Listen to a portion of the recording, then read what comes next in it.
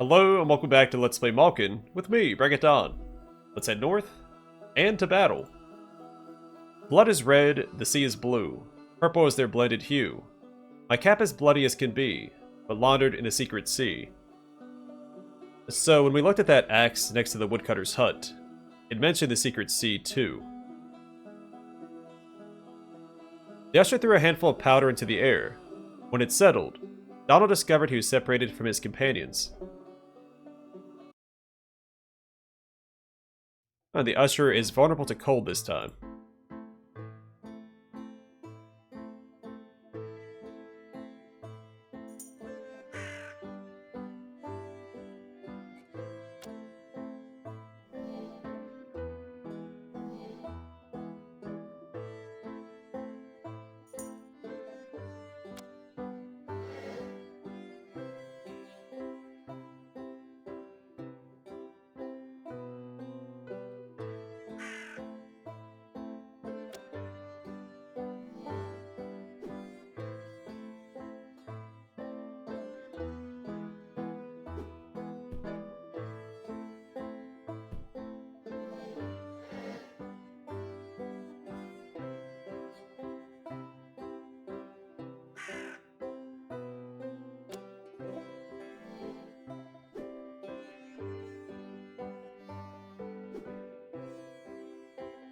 Bell and Bewit received.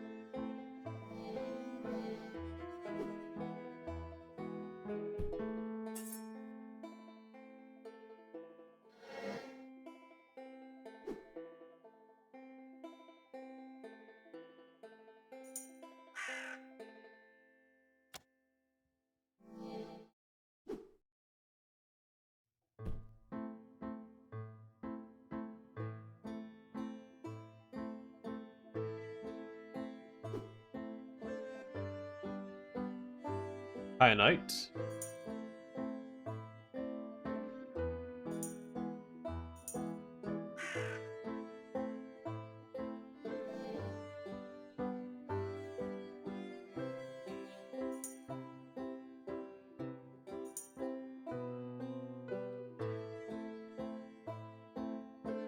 Oh, I'm out of spell points. Never mind.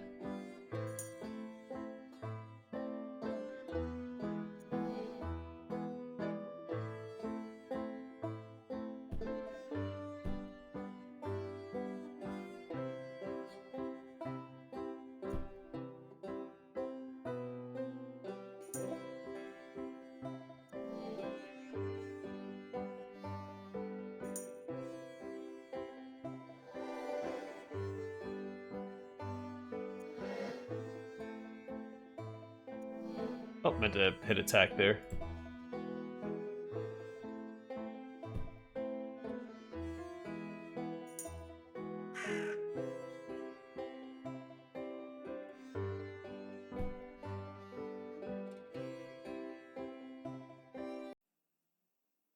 As always, a hush fell after Donald's fight with the Congress, but in this hush he heard the rush of water nearby.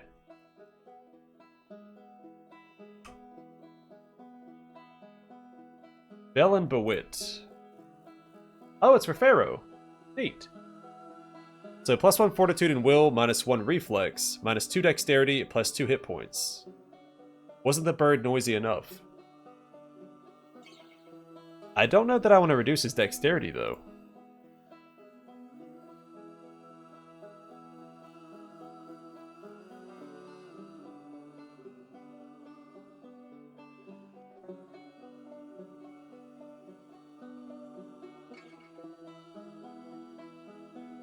He doesn't get targeted that often, but it is the only piece of equipment we found for him so far. He has a decent reflex already.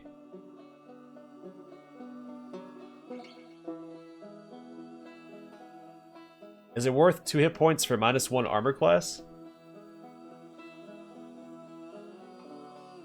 So I feel like he does a pretty good job of not getting hit already. We'll try it out.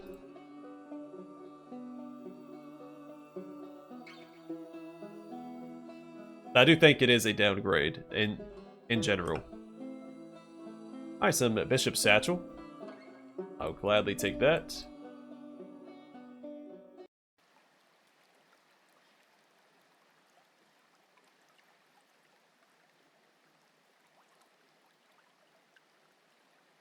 The cliff was too steep and slick to scale. Oops. And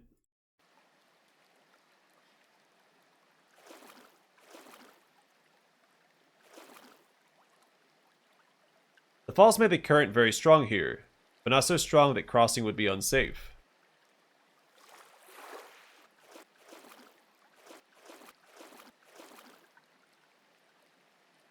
The rocks around the falls were slick and slippery, but Donald found tree roots growing among them that offered better foot and handholds. Scaling the formation here would be possible. Not would even have to resume gourd form to follow Donald. Pharaoh flew from tree to tree restlessly as the earthbound creatures made their way.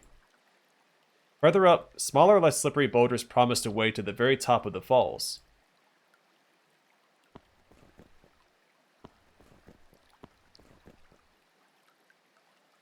From here, the side of the falls was especially impressive, a nice reward for an effort that had, after all, no definite motivation.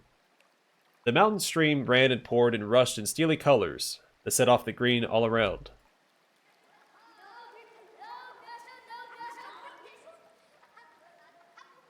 He heard the noises again, a scream, a shriek, a giggle, the same cries as before. This time there could be no mistaking them. It was no trick the sound of the water was playing.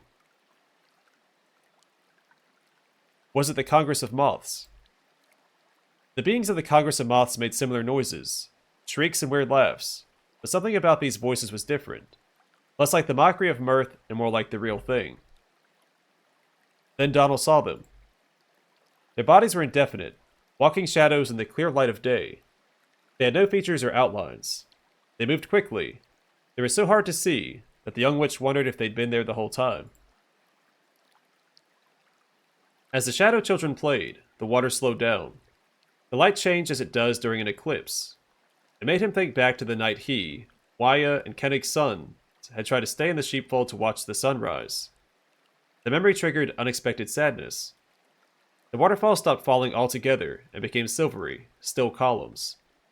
The ripples in the water below were still, like ripples in a painting. The shadows continued to move. Before Donald could try to make sense of what was happening, the noises ceased, the beings vanished, the water flowed, and the day was day again. More lore of Hauntings experience. If the falls were haunted, they were not haunted by the dead. Not exactly. Donald contemplated the shadowy beings for some time.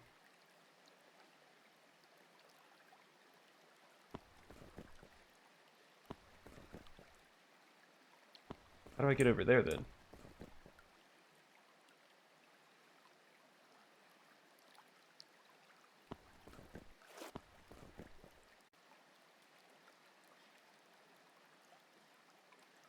The cave was wet and dark and bare. Donald watched the landscape shimmer through the falling water that formed its door.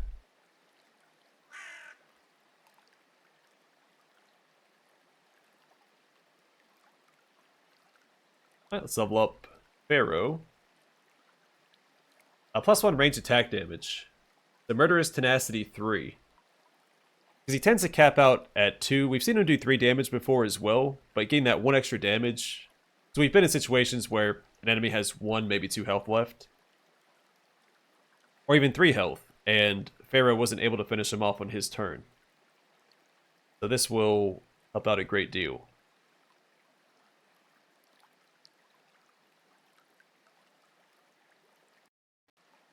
But also,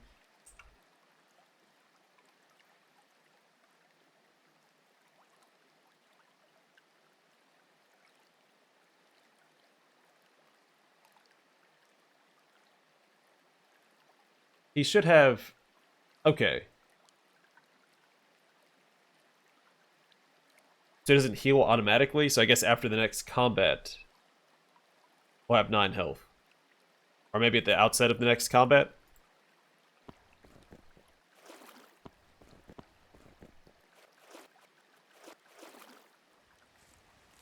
The day was drawing to a close. Despite the hour, it was hot.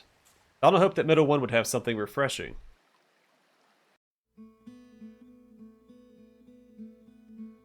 Quick save first. He's back, Middle One. Put out the dinner things. First, Middle One set out a pitcher of water and some cups. The pitcher was the same one Donald had used when planting the seed that transformed into Knot. It was odd to see it performing this quotidian service. After that, Middle One set down plates with mounds of an oily, dark mush on them. Donald wasn't sure what it was, but he thought he saw berries in it. He tasted it. It was salty, a little tart, and had surprisingly sweet bits. Not just the berries, but meat that had been well marinated before drying. The water from the pitcher helped it go down. The meal was unprepossessing but good. It is too hot to cook, explained Eldest Lady. And Middle One has many jars of this stuff. Tallow and berries and meat. Good for the winter, good for the summer. Middle One glanced at Donald's drained cup and refilled it. Donald was thirstier than he realized. The water cooled and fortified him. The older witch seemed pleased. They sat in silence for the remainder of the meal. It grew late. Though the night was almost as warm as the day had been, the song of the crickets and a light breeze that blew through the window put the young witch to sleep within minutes.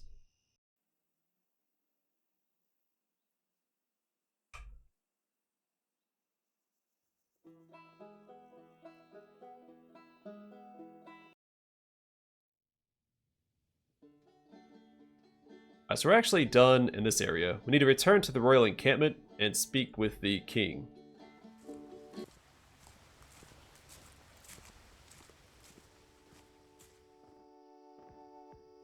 Quick save again. Once again, the minister and ambassador stood outside the king's tent. The flaps were closed. Donald's approach startled them. Oh, the witch. What are you doing here? He wanted the witch to describe that vision to His Majesty. Right. Oh, but His Majesty is dead. Hamilcar, hissed the ambassador to the minister. Apologies, minister. Be discreet. This is very sensitive news. You've just disclosed it to a wandering witch. The rest of the camp can't know. Not yet. The Minister of Peace choked on his grief. Astaman grunted, opened the flaps of the king's tent, forced him in, following behind. He glanced back. Reluctantly, he gestured for the young witch to follow. You must swear, witch. Swear that you won't breathe a word of this to anybody. On the pile of cushions lay the body of King Cetus II. He looked just as he had before, feeble, propped up, mouth gaping, but he was no longer snoring. Swear that you won't talk about this. Who would I tell? Who wouldn't you tell? I'm sure witches like gossip as much as anyone. How did this happen? His Majesty was in bad health. I think he knew this journey would be his last. He never would have left the castle if he didn't believe it was vital to his legacy. We did everything we could, said the Minister of Peace gravely. Oh, it's horrible, horrible. Curse Juan. Curse this mission. Astaman shook his head. No, we can't think that way. Our mission is important. This news could disrupt it. We can't let that happen. We need to treat the situation with delicacy. The minister drew himself up. It's true that we can't let the camp know yet. The announcement must be formal, and we must prepare for the morning that will follow. But we have to send news to the capital at once. Is the will of the crown now behind going to Juan? I'm not so sure.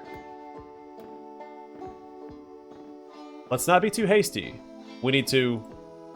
I need to inform the royal family and the rest of the cabinet. Nudao has no monarch. The princess must be crowned. I'll send a message to her at once. His Majesty's final wish was peace between Juan and Dudao. You were there. That was his wish, the Minister of Peace conceded. And we will obey his command and continue on our way. If the new queen wishes us to turn back, he can send word to us at Enzabar, our last stop before crossing the border. When I send her the awful news, I'll ask her to tell us what to do. The ambassador considered this a few moments with furrowed brow. The reasonableness of the minister's plan stymied him. He nodded, offering no objections. Is there anything I can do? You? Asked the minister, surprised. He seemed to have forgotten about Donald once again. No, I don't think so, said the ambassador. You'll excuse me, minister, young witch. I must prepare letters of apology to Juan. I do hope I won't need to send them. And minister, please impress on our visitor the importance of keeping the secret. What would Zadai say if she heard the news of her father's death from a witch instead of you? This grim fancy persuaded the Minister of Peace to lecture Donald on the importance of secrecy for several minutes. When he had finally finished, he hurried off to write the princess.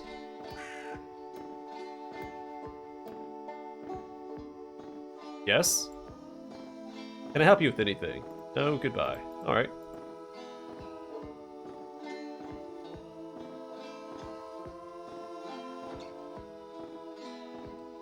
Young witch, wait.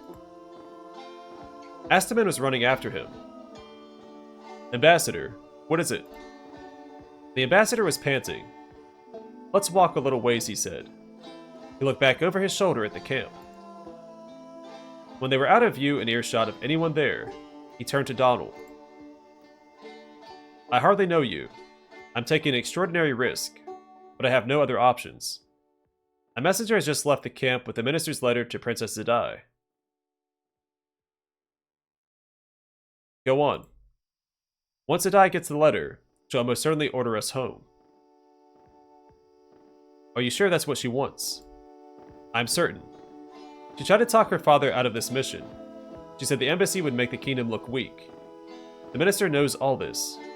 The minister is on her side. It seems like I'm the only one in the kingdom who's thinking realistically. We simply can't turn back now. This might be our last chance to improve relations between Juan and Dudao before Zadai makes a mess of them. I see. Asman gazed into Donald's eyes, as if he might read the answer to some burning question there. He was shaking. I hope I've judged you correctly. What do you want me to do? I have no allies. No one believes in the embassy the way I do. The soldiers, attendants, servants, and messengers. They all work for the Minister of Peace. Your independence is just what I need. If you agree to my proposal, I'll richly reward you. I know witches don't care much about money, but I do have this. He revealed a belt with 3 vials. One had clear liquid, one emerald liquid, and one a golden liquid. What are they? 3 elixirs distilled by the Medicae of Jiliang. The clear one is a deadly poison that desiccates the body. The green stops bleeding and can bring someone back from the brink of death, or so it's said. It makes Blue Flask look weak. The amber reinvigorates. The wise old people of Jiliang said that it makes the wisest wiser. I see. What do you have in mind? Let me explain. The ambassador revealed that he'd forged 2 letters. The first letter purported to be from the minister. It told the princess the king was sick but alive. It said that the embassy would soon arrive in Juan to begin talks. That would delay the news of the king's death and Zadai's coronation, Astaman said. The second letter purported to be from the princess. The minister would receive it when the embassy arrived in Enzabar, their next stop. The message contained a few words of filial grief and urged the party to continue to Juan, where the Grand Governor would be expecting the mission with the body of Cetus II. My forgery suggests the princess had a change of heart because of her father's death. By the time the news actually reaches her, we'll be in Juan. How am I supposed to help? I want you to find the messenger who just left. Destroy the letter she's carrying to the princess, and replace it with a fake. Find a way to get the forgery to the minister of Enzabar. The minister to Enzabar. Why me? Why can't you do this? I'd have to leave camp, and I'd have to be gone for several hours, maybe a day. That would look very suspicious. It would also be dangerous. You can handle the Congress of Moths, but I can't. I'll do it. I admire your courage. Astaman held out 2 sealed scrolls slowly, his mind churning with doubts and hopes. Donald took the forgeries.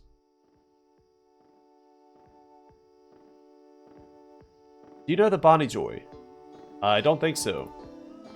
It's an inn to the southwest. It's the only bit of civilization in the woods. The messenger carrying the minister's letter is headed there and will stay at least one night before traveling to the capital. She's young. She wears the red and gold of Dudao. Then what? Knock her out and switch the letters? I thought a witch might have better tricks than that. You are a witch, aren't you? Do whatever it takes to destroy the real letter, and replace it with the forgery without the messenger finding out. Disposing of the second message should be less difficult. The innkeeper can find you a trustworthy messenger. Have that person deliver it to the mansion of the High Mayor of Enzabar. We'll be his guests soon. I should get back to the camp before the minister starts to suspect something. There's no need for you to report back. It'd be hard to speak privately. I'll know whether you were successful or not once we've arrived in Enzabar. I hope this ends in peace and not disaster. Me too. Astaman gave Donald the elixirs from Jiliong. It's really the least I can do, he said. Then the two said their farewells.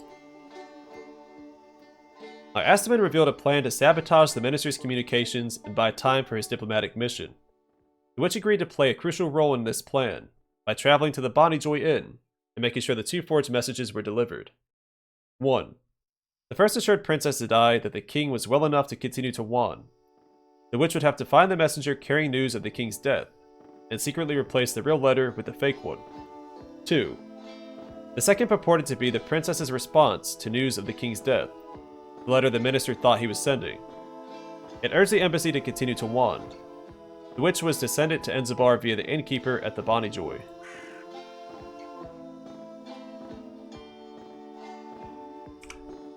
I got these, so Poison of Jiliong. It's a 30 poison damage, base 70% chance of doing full damage, fortitude modifies. Elixir of Jiliong, heals 40. And Tonic of Jiliong, recovers 40 spell points.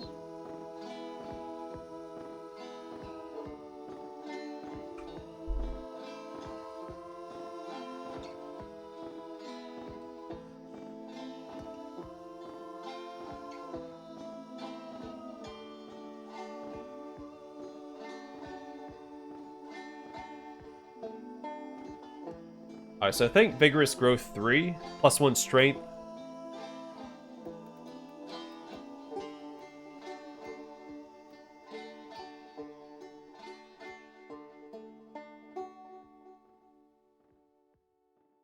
Yeah, +1 Strength will give him +3.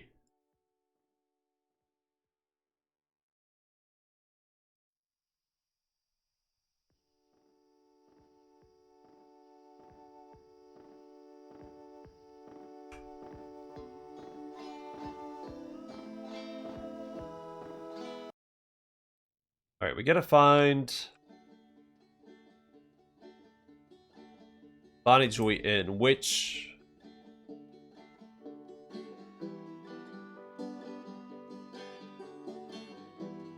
is all the way down there. So I think we beeline to that. Because I think this quest is on a timer. They said that the messenger was just staying the night there.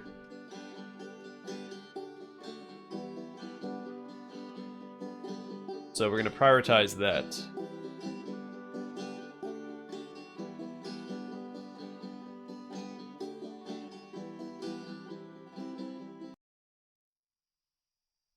We're going to go south, west, south, and west again.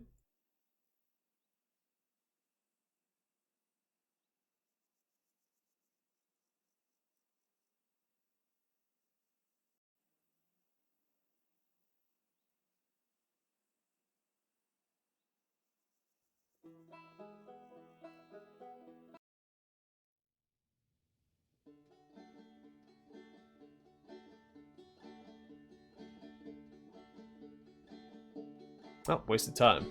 And I go back north and then west.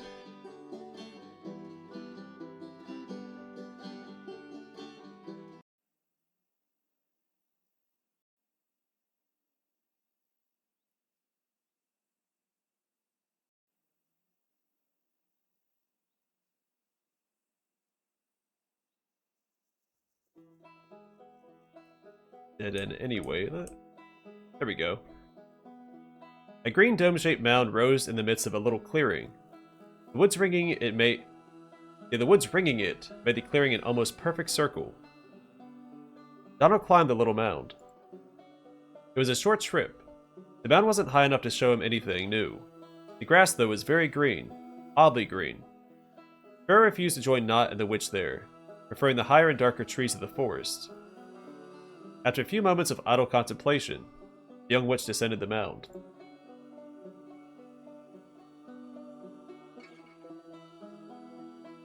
It's actually not what caught my eye, it was the stumps above it I was aiming for.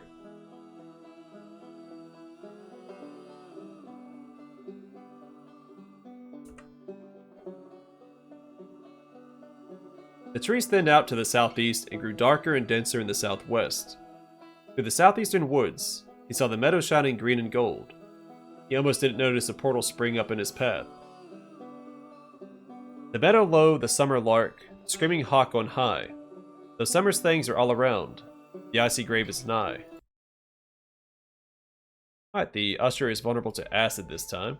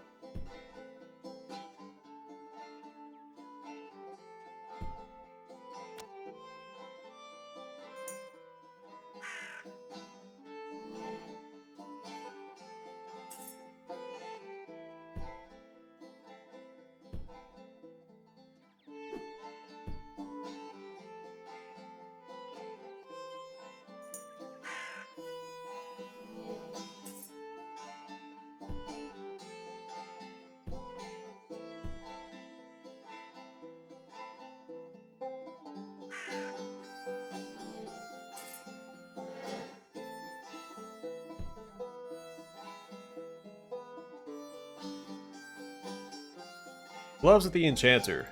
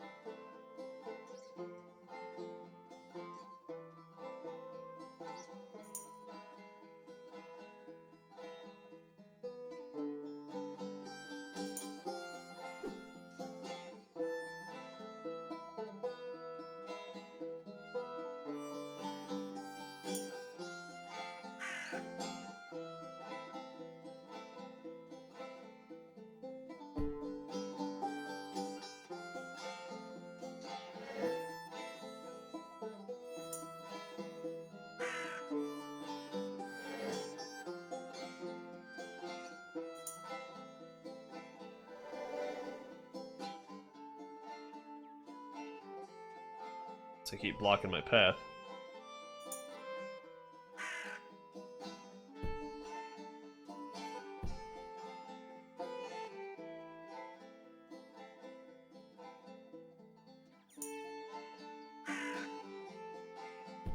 We could just walk past them and go straight to the portal.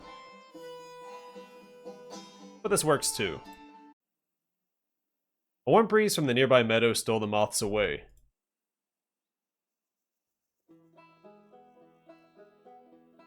Alright, what's over here? Nothing.